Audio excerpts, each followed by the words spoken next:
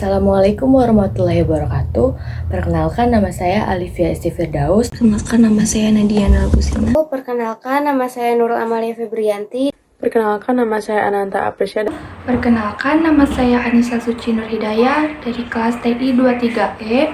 Pada video kali ini, saya dan rekan-rekan saya akan membagikan hasil proyek Citizen yang berjudul Upaya Mahasiswa dalam Membangkitkan Kembali Budaya 5S. Metode penelitian yang kami gunakan yaitu metode kuantitatif, di mana metode kuantitatif adalah metode yang di dalamnya menggunakan banyak angka, mulai dari pengumpulan data hingga penafsirannya. Kriteria yang kami gunakan yaitu mahasiswa-mahasiswi aktif di Indonesia. Adapun jumlah sampel kuesioner yang kami sebarkan yaitu sebanyak 70 responden dengan rentang pada tanggal 17 Juni hingga 19 Juni 2024. Teknik pengumpulan data yang kami gunakan yaitu sebar angket, di mana kami memberikan beberapa pertanyaan tertulis kepada responden, dan kami mengharapkan responden untuk memilih salah satu alternatif jawaban yang telah kami sediakan. Permasalahan pembentukan karakter tidak hanya berhenti pada sekolah menengah saja. Bahkan pada tingkat perguruan tinggi, pembentukan karakter menjadi aspek yang perlu dikembangkan. Tujuannya agar menghasilkan individu yang baik di tengah kehidupan bermasyarakat. Budi pekerti ini berkaitan dengan moral dan biasanya dikaitkan dengan perilaku, etika, sopan, dan santun. Mungkin kita masih ingat dengan slogan 5S yaitu senyum, salam, sapa, sopan, dan santun yang biasanya kita dengar saat masih sekolah dahulu. Seiring berkembangnya zaman dan kehidupan yang semakin maju dari sebelumnya, menyebabkan kita menjadi pribadi yang belajar untuk acuh terhadap sekitar, entah hal itu terjadi karena kita merasa memiliki privasi terhadap kehidupan pribadi kita, atau memang telah mulai meninggalkan kebiasaan 5S itu sendiri. Banyak orang berpendapat bahwa saat ini telah terjadi krisis etika. Etika yang dianggap luntur di antara norma-norma kesopanan yang lambat laun terasa berkurang dibandingkan dengan beberapa dasawarsa yang lalu. Perubahan teknologi dan pembaruan budaya dari berbagai daerah maupun negara juga bisa menjadi penyebabnya. Sebagai contoh, dahulu saat kita bertemu yang lebih tua, secara spontan kita akan menundukkan kepala sebagai tanda hormat. Sekarang, norma-norma lambat laun mulai berkurang kalau tidak bisa dikatakan hilang, dan menormalisasikan bahasa yang kotor atau kasar menjadi sebuah ancaman serius terhadap integritas nilai etika. Berdasarkan hasil kuesioner yang telah dibagikan, terdapat 70 responden pada pertanyaan, apakah Anda merasa sebagai orang yang paham soal sopan santun? Didapatkan jawaban dari responden 78,6% menyatakan ya, 21,4% menyatakan mungkin. Berdasarkan data yang didapat, beberapa mahasiswa menyatakan mungkin dikarenakan mereka belum memahami soal sopan santun, atau mereka tidak memiliki figur yang mengajarkan atau mencontohkan sopan santun. Kenapa setiap orang perlu menanamkan etika di dalam dirinya masing-masing? Karena etika membantu dalam mengarahkan perilaku yang baik, membangun karakter, dan membangun hubungan yang sehat di berbagai aspek kehidupan. Dengan menanamkan etika, seseorang dapat meningkatkan tanggung jawab, kedisiplinan, dan profesionalisme dalam pekerjaannya.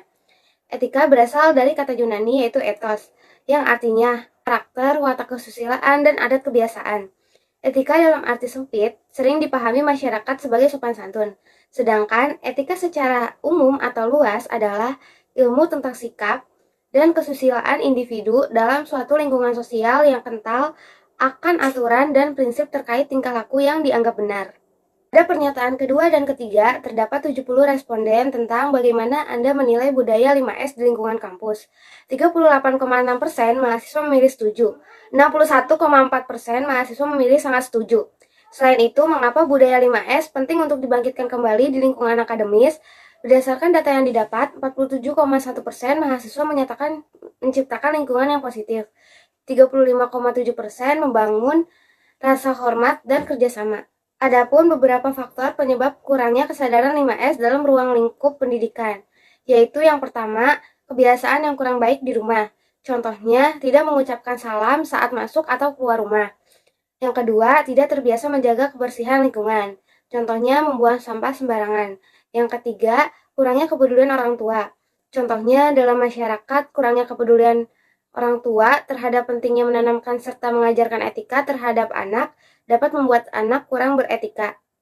Kebijakan alternatif dalam meningkatkan kembali budaya 5S yaitu dengan melakukan kampanye internal. Kampanye internal adalah suatu strategi komunikasi yang digunakan untuk meningkatkan kesadaran, kepedulian, dan perubahan perilaku. 1. Melakukan kampanye senyum, mengadakan kompetisi senyum dengan penghargaan bagi yang paling ramah dan bersemangat. 2. Melakukan kampanye salam, membuat poster atau spanduk yang mengingatkan tentang pentingnya salam sebagai tanda penghormatan. 3. Melakukan kampanye sapa, menyelenggarakan sapa pagi di lingkungan kampus untuk memulai hari dengan semangat positif. 4. Melakukan kampanye sopan, mengadakan pelatihan tentang etika berbicara dan bertindak sopan.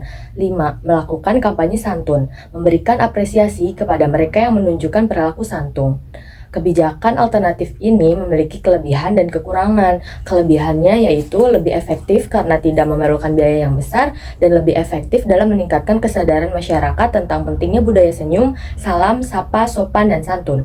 Kekurangan dari kebijakan alternatif ini yaitu tidak memiliki sumber daya yang cukup untuk menjangkau seluruh masyarakat. Di sini saya akan membacakan tentang Portofolio 3 yang mendirikan komunitas 5S. Komunitas 5S, kebijakan ini merupakan suatu hasil elaborasi strategi yang dipilih dari kelompok kami. Dalam menanggapi permasalahan, kurangnya kesadaran dalam beretika yang dimana landasan konsep menanamkan karakter 5S ini menghimpun beberapa kalangan dalam implementasinya. Baik dari kalangan masyarakat maupun pendidikan, menanamkan karakter 5S itu sendiri merupakan suatu usaha dalam menciptakan lingkungan yang lebih baik dan harmonis. Mengapa mengusulkan komunitas 5S? Menanamkan karakter 5S merupakan jawaban atas beberapa masalah. Yang pertama, kurangnya kesadaran beretika. Yang kedua, kurangnya berperilaku sopan dan santun. Gambaran kebijakan komunitas 5S visi dan misinya. Yang pertama ada visi, mengembangkan kegiatan sosial kepada masyarakat serta membantu menentukan karakter diri. Dan yang kedua ada misi. Misi yang pertama ialah membiasakan diri melakukan 5S, dan yang kedua mengembangkan budaya 5S untuk menciptakan lingkungan yang positif dan menginspirasi. Gambaran komunitas 5S, sasaran kegiatan, dan waktu pelaksanaannya. Para siswa atau siswi SMP yang diharapkan dapat tumbuh dan berkembang menjadi insan yang berakhlak dan memiliki kecerdasan emosionalnya. Pelaksanaan kegiatan 5S dapat dilaksanakan setiap hari. Program komunitas 5S yang pertama, menyambut siswa atau siswi dengan senyum setiap kesempatan. Yang kedua, mendorong penggunaan bahasa yang sopan dan interaksi sehari-hari. Dan yang ketiga, mengadakan kampanye salam di pagi untuk menciptakan atmosfer yang positif sejak awal hari. Kelebihan dan kekurangannya. Yang pertama, membangun hubungan sosial program komunitas. Yang pertama, ada kekurangan. Membangun hubungan sosial program komunitas 5S dapat membantu siswa membangun hubungan sosial dengan mengorganisir yang memungkinkan mereka berinteraksi dengan siswa lain. Dan yang kedua, meningkatkan keterampilan sosial. Program ini dapat membantu siswa mengembangkan keterampilan sosial seperti komunikasinya, kerjasama tim, dan empati dengan berpartisipasi dalam berbagai acara dan kegiatan. Yang ketiga, menciptakan rasa komunitas. Program komunitas 5S dapat membantu menciptakan rasa komunitas di antara siswa dan mengorganisir acara dan kegiatan yang memungkinkan mereka berpartisipasi dan berinteraksi satu sama lain. Kekurangannya, biaya program komunitas 5S dapat menjadi mahal untuk mendimplementasikan, terutama jika sekolah tidak memiliki anggaran yang cukup untuk mendanai acara dalam kegiatan tersebut. Yang kedua, sifat sementara. Program komunitas 5S mungkin tidak berkelanjutan, terutama jika sekolah tidak memiliki sumber daya yang cukup untuk mempertahankan dari waktu ke waktu. Yang ketiga, potensi konflik. Program komunitas 5S dapat menciptakan konflik di antara siswa jika mereka tidak sepenuhnya sejalan dengan nilai-nilai atau keyakinan mereka. Landasan konstitusionalnya. Landasan konstitusional untuk komunitas 5S adalah konstitusi negara atau wilayah, konstitusi negara atau wilayah tempat komunitas tersebut berada. Konstitusi ini berisi prinsip-prinsip dasar yang mengatur tata kelola negara dan hak-hak warganya, termasuk hak untuk mendapatkan pendidikan dan mengembangkan karakter diri. Komunitas 5S dapat menggunakan prinsip-prinsip ini sebagai dasar untuk mengimplementasikan kebijakan program mereka, serta untuk memastikan bahwa mereka beroperasi secara legal, dan konstitusional. Sebelum kita mengajak masyarakat untuk mendapatkan dukungan rencana kerja, Langkah awal yang kita ambil dalam membuat perencanaan kerja yang baik yaitu dengan yang pertama menentukan sasaran. Tentukan tujuan dari keseluruhan pekerjaan yang dilakukan. Yang kedua, memilih pemimpin yang tepat. Sangat penting memilih pemimpin yang tepat agar dapat memimpin tim untuk bekerja sesuai dengan rencana. Yang ketiga, menentukan tugas, anggaran, dan waktu. Dengan demikian, semua rencana pekerjaan dapat dijalankan dengan baik dan memudahkan dalam mencapai tujuan yang diinginkan. Yang keempat, atur secara logistik.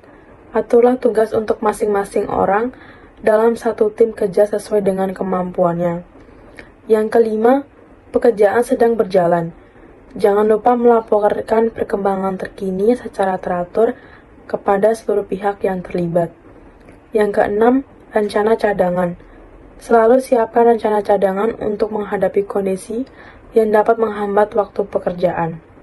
Yang ketujuh, evaluasi. Selalu lakukan evaluasi atas semua pekerjaan yang telah dilakukan, sehingga dapat apa yang ditingkatkan dan dipertahankan.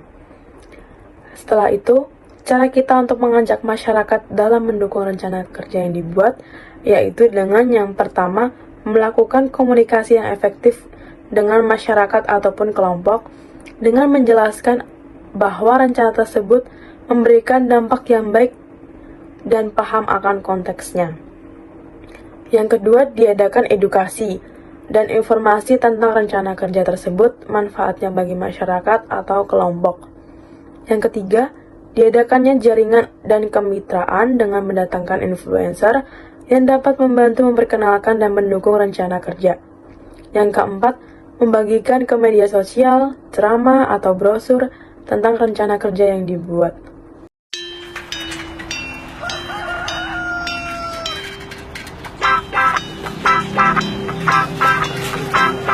Silakan, Mbak.